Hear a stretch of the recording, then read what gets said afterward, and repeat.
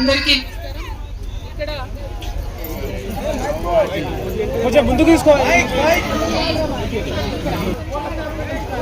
పవన్పురి colony Anji Reddy colony నుండి మా పుణ్యమ్మ బీసీని ఇక్కడికి, అందుకని ఆమె కోసం వచ్చినాం ఇంత దూరము.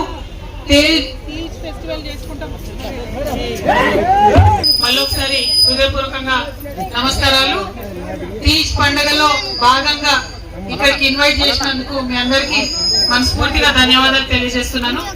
తీజ్ పండుగ చాలా మంచి సంస్కృతి. మన జీవితంలో ఎట్లయితే కష్టపడి ఒక చిన్న విత్తనం నాటితే అది పెద్దగా పైరుగా పంటగా చెట్టుగా ఎదుగుతుందో అది తెలిసే విధంగా తీజ్ని మనం చేసుకుంటాం. ముఖ్యంగా ఆడపిల్లలందరూ కలిసి మరి గోధుమలైనా మీరు పెట్టి గోధుమలు నాటి వాటిని 9 రోజులు ఉంచి మంచిగా మొలకలైన తర్వాత ఊరేగించి మరి మా జీవితం బాగుండాలని కోరుకుంటారు.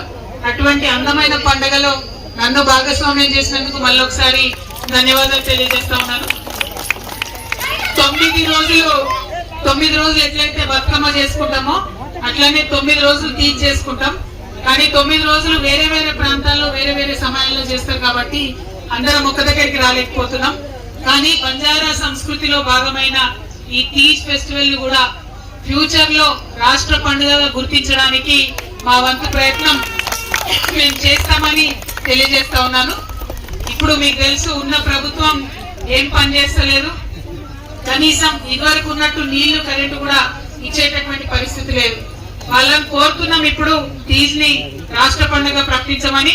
వాళ్ళు ప్రకటించకపోతే మళ్ళా వచ్చేది మనమే, మళ్ళా వచ్చేది కేసీఆర్ ప్రభుత్వమే. కాబట్టి ఖచ్చితంగా అప్పుడు మనం